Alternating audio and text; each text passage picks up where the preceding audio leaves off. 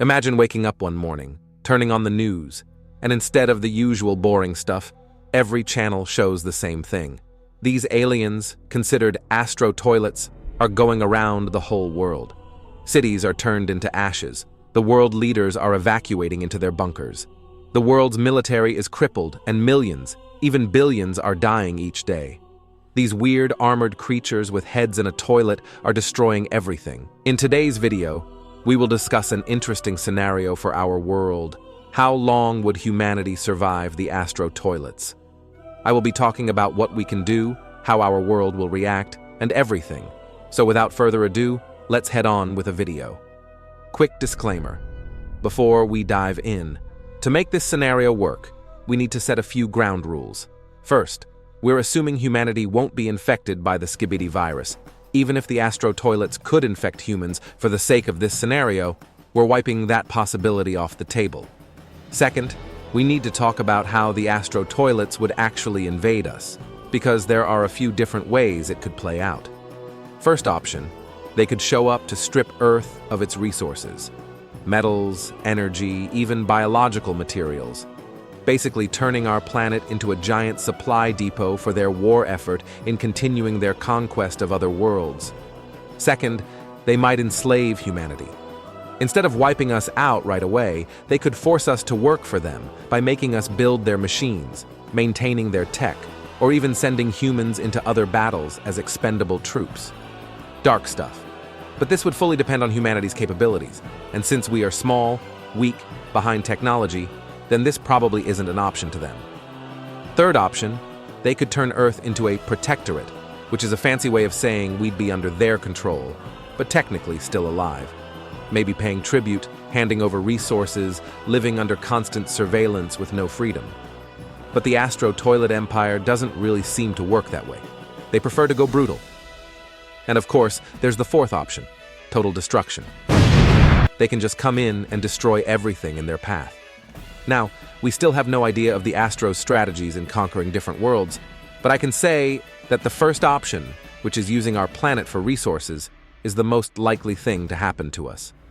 You might be thinking, but Solanimation, in the original series, the Astro toilets, just invaded Earth to destroy everything. They didn't care about resources at all.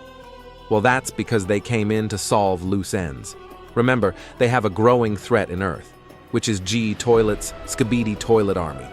We know he's building and using our planet as a resource to fight the Astro toilets, so the Astros in the series wants things done, and they basically trying to play it safe and make sure nothing will threaten them in the near future. So when the Astros came to Earth in the original series, they weren't just attacking some random planet.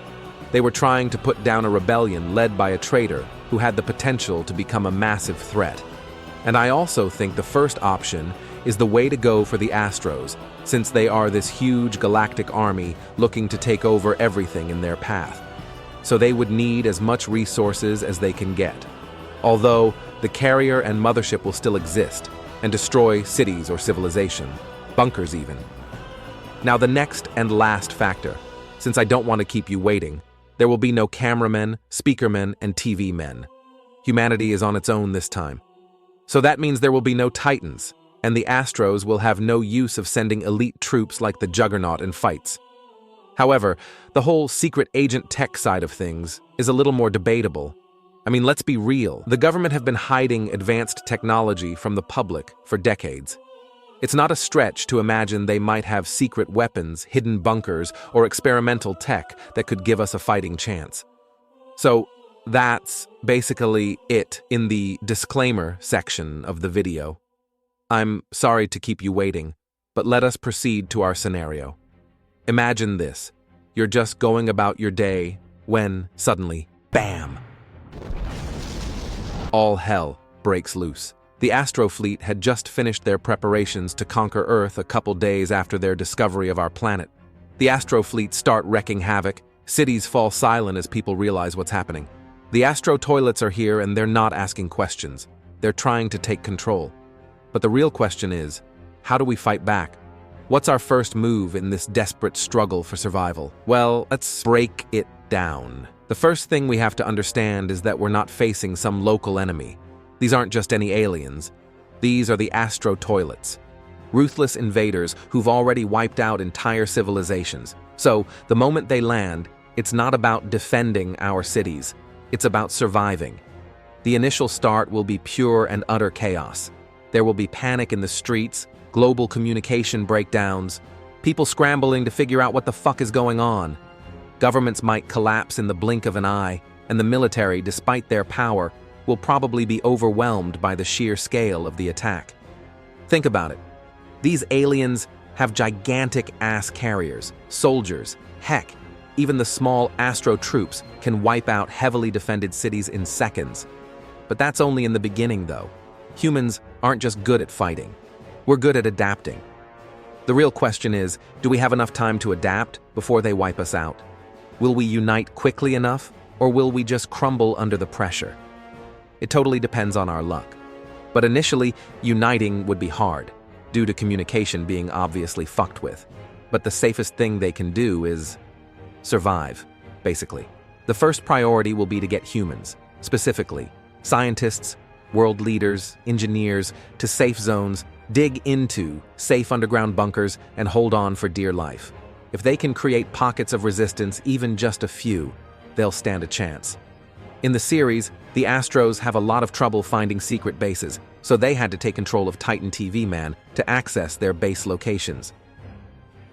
To further prove that we can last if we hide, we still see a lot of humans recently in the series, potentially years after the original skibidi toilets really conquered Earth. So, most bunkers would be fine. Primarily, it'll be about gathering resources and hoping they can figure out how to strike back before the Astro toilets completely take over. And our best bet is basically this: reverse engineering. Getting Astro samples, they can get them if soldiers plan to jump some small Astro troops using the best they've got. Get the best scientists to study them and further advance the technology of the remaining army. So, yeah, go to underground bunkers, reverse engineer, and wait. Of course, this will take an unbelievable amount of time to pull off, but I believe we can do it with the right time and effort. But what about the surface? I mean, we don't have enough space to put everyone in bunkers. We have no choice but to fight and buy time. I mean, we are basically nothing to them, but that doesn't mean they are invincible. I'm no expert with the military, but what I think will help us a lot are fighter jets. At the start of the invasion, fighter jets, stuff like the F-22 Raptors, Su-57s, basically the best fighters humanity has, would be our best shot at least slowing down the smaller Astro units. Our ground units, like tanks, would still be useful as long as there's luck. But our jets are fast, agile, and heavily armed. In mass numbers, they could swarm and harass the smaller Astro troops. They can at least go toe-to-toe with the Astro interceptors and the smaller Astro troops as long as they have numbers. The army can mass produce them with the remaining military factories they've got left. But I do got an interesting question, though. Would bullets from guns actually work against the smaller troops? I mean, knives work, at least. So maybe the strongest guns would actually be capable of killing an Astro toilet? Well, I know Astro toilets' heads are extremely durable, but what do you think? Leave your thoughts down below. Anyways, if we're lucky, we could use Astro tech to enhance our jets and guns. But here's the thing. Air power is a double-edged sword in this war. Astro toilets have absurd air superiority tech, so all that matters right now is numbers. Mass production would be key. But what about the bigger Astro troops?